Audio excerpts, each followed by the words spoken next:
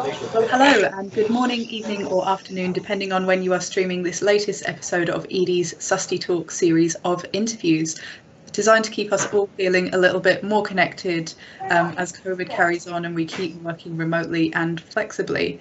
And I'm delighted to be joined today by someone that I met as I was saying off the call, one of the Economist sustainability events, I think back in 2019, when big conferences in person was still a thing, and that is Arizona Muse, who has a very long list of job titles: model, environmental activist, sustainability consultant, and newly founder of charity Dirt, which I know we'll be talking about a lot today. So how are you, Arizona? I'm so well, and it is so nice to be doing this interview with you. It is coming full circle from the time that we met, and I've been an avid follower of Edie ever since, so it's just amazing the service that you guys do, providing such good news to us, because especially when you guys started, it wasn't easy to find at all. No, not at all. I mean, we've been going since, the 1990s, and the conversations come on. If you think it's come on a lot in the last 2 years or so, imagine the last 21 years or so. But yes, as I was mentioning, so Arizona, we're speaking shortly after the launch of Dirt, which is this new non-profit supporting what you'd call maybe innovative farming methods, but perhaps innovative in the way that they have been done before and they're now coming back, much in the same way that refillables are an innovation in the packaging space. So I'd love to hear a little bit more about Dirt, and specifically in the release that I got about the launch, I got information about this focus on biodynamic farming. And I think that many of our readers are probably aware of regenerative or nature positive farming, but I'd love to hear as well what specifically biodynamic farming is, just to start off as well. Absolutely. So I founded Dirt because through the journey of my activism, which has now been 6 years long, I kept coming back to soil as one of the most important things we can focus on in the face of climate change. When we regenerate soil, we are healing the earth in so many ways. Soil that is healthy is filled with trillions of living microorganisms, including bacteria, including fungal networks, and including many, many deep root systems. And right now our farming methods are generally kind of killing all the roots in soil continuously over and over and over again, several times a year, which means that those networks of microbial and fungal species down there, they can't function without the root systems because they pass each other nutrition. So that is what brought me to ask myself, if I were to start an organization, what would it be? What would it do? And the answer came really quickly: regenerate soil. And biodynamic farming is the focus of Dirt because two reasons. One reason is that biodynamics is protected by a certification called Demeter. And that's, I think, going to become really, really important, because the word regenerative could have a similar future to the word sustainable. And we all know what has happened to that word. It's a very flexible word. Anyone can use it to describe really anything. And it's not regulated. And that would be a real shame if that happened to the word regenerative as well. I hope it doesn't. But in the case that it does, biodynamics will stand really strong, because it is an incredibly difficult standard to achieve, in that it's complex, but it needs to be. It has to be complex. And once you get there, the flow is really easy after that, but the transition is a lot, and you farmers need consultants and advice in order to transition. One of the biggest myths that I would like to displace is that regenerative agriculture definitely has the potential to have higher yields than conventional agriculture. So this argument of we must feed the world, which is a horrible argument. It makes you feel so guilty. It's like, oh yeah, who am I to say that we should do something other than feed the world? If there are hungry mouths, that is the most important thing. So I think that argument really reduces us down to fear of, how do we? Whereas if you look at, first of all, what do we feed the world with? Everyone has the human right to a rich and varied diet of fruits and vegetables and meat if you choose to, not just corn and soy. Who wants to just eat corn and soy? We know those foods make you sick, especially if they're genetically modified and therefore sprayed with harmful chemicals many times a year.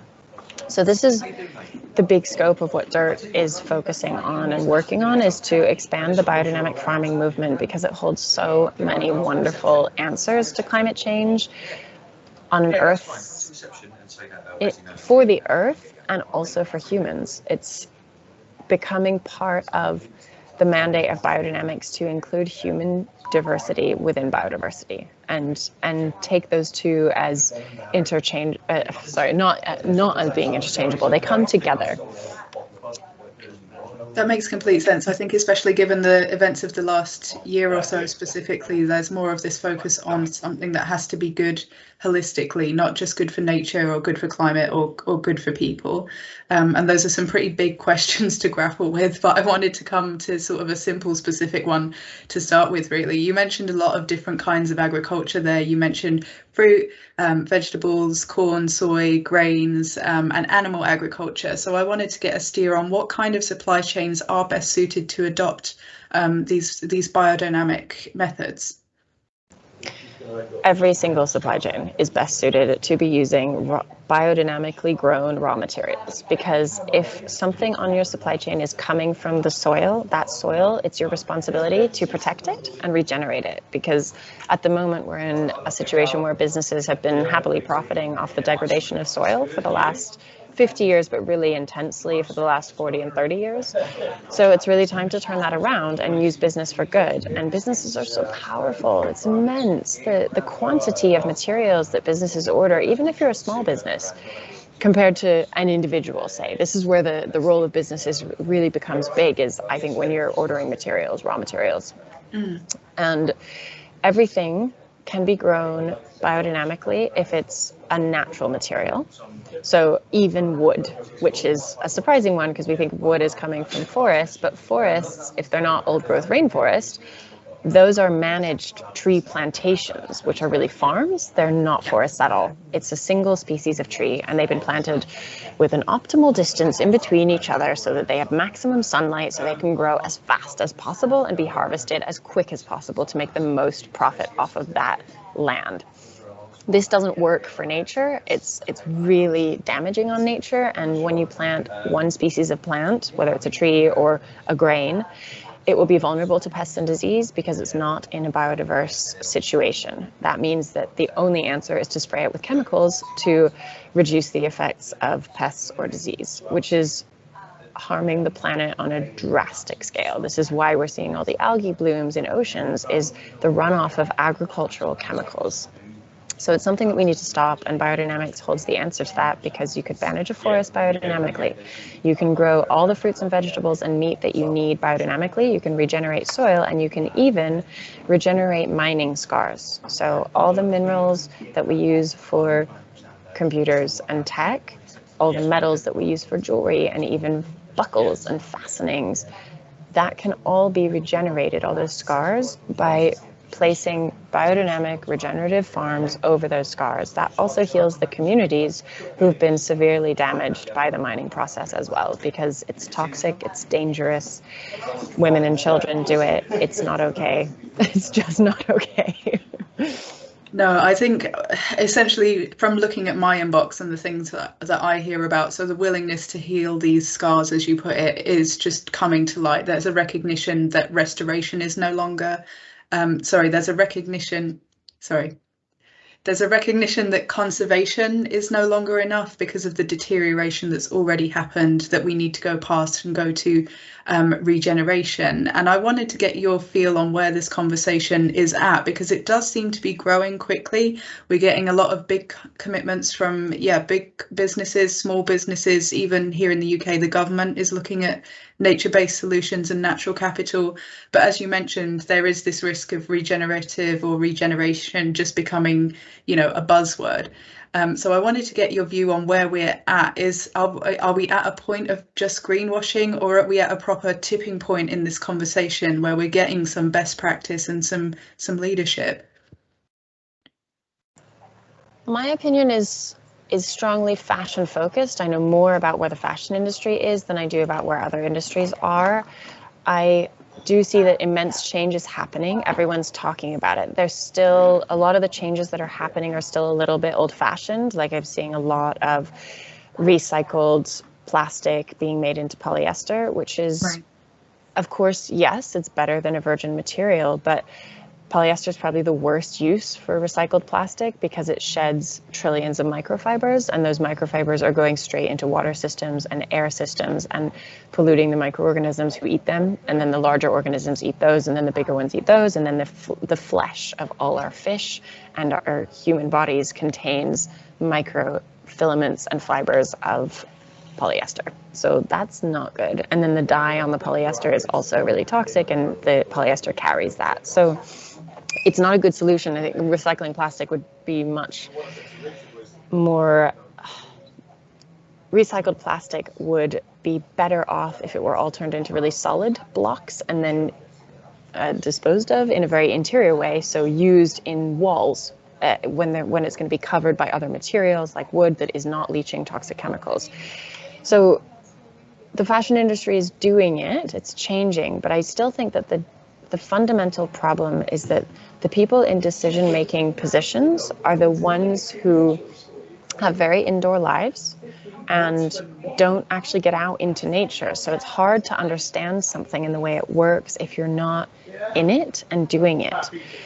So my advice is to everyone in every industry and governments as well, please start seeking more advice, and please heed more advice from the environmentalists. The ones who are actually out in nature need to be brought into decision-making roles, because those are the people who hold the answers, and the answers are really obvious when you're in those kinds of environmentalist positions, whereas the answers are not obvious when you're in a very indoor urban position. You have to go through so much paperwork, you don't quite understand where the numbers make sense. And I've seen, just from my own little activist point of view, many climate solutions coming from big tech that they just don't make sense.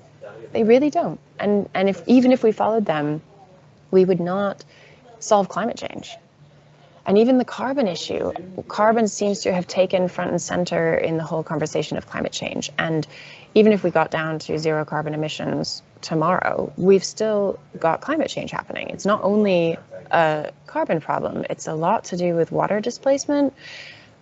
Forests hold water on the surface of the earth. Without forests, water disperses into the atmosphere and can actually change weather patterns and can create deserts where the forest used to be, which then changes the temperature in that whole region.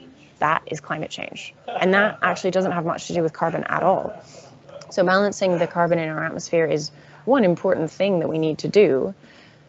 But getting moisture rebalanced in the whole circular pattern of weather is also really, really important. And regenerative agriculture in general, particularly biodynamic farming, really holds all these answers in one solution that is almost free. Almost free.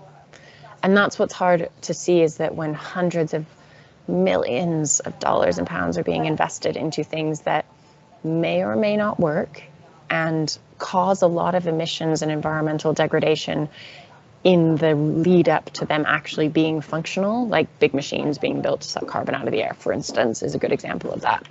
They're highly environmentally hard in the lead up to them actually starting to function. So that's where regenerative agriculture is just so brilliant in that sense. I'm presuming as well that when you say that companies need to bring the environmentalists in and look, that also includes, for example, farmers and smallholders, indigenous land managers as well. Thank you. Yes, it definitely includes different points of view than we've ever asked before. So indigenous coastal regions need to be included in the conversation around fishing permits. They don't have their fishing licenses, although they deserve to fish forever. That's their traditional right. And instead what's happened is corporations have bought those fishing licenses and fish coastal regions and freeze those fish immediately, send them inland, and overfish everything to just destroy and decimate populations of fish, which this is interesting. Let's make the connection here between fish and sea life and whales and carbon. All the animals in the sea that eat plants and even plankton, because they are all actually carbon sinks, more so than trees. So we have the ocean that is totally underutilized. In fact, we are preventing the ocean from absorbing carbon by overfishing.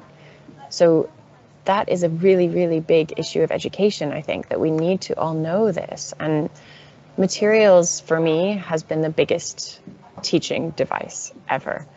I got really obsessed with materials from one of my mentors, Nina Morenzi, who has the sustainable angle, and she sources sustainable fabrics for the fashion industry, because until her organization, it was very difficult to find them, like prohibitively difficult to find them.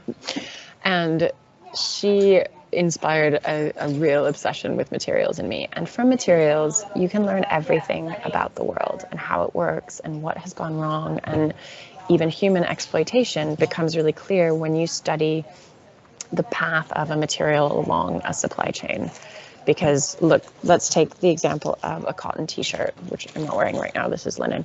But a cotton t-shirt you can trace it back to a farm. And farmers were exploited, land was probably exploited. Cotton is a really difficult crop to grow, in the sense that it's a climate difficult crop to grow because it likes heat. So it's often grown in deserts, and then it needs to be irrigated. And so that water use is a really bad water use. There are some other uses of water that are not bad at all. If you're in a very moist climate and you use water and then you let it back into the environment clean, there's nothing wrong with using water, not at all. And same with land.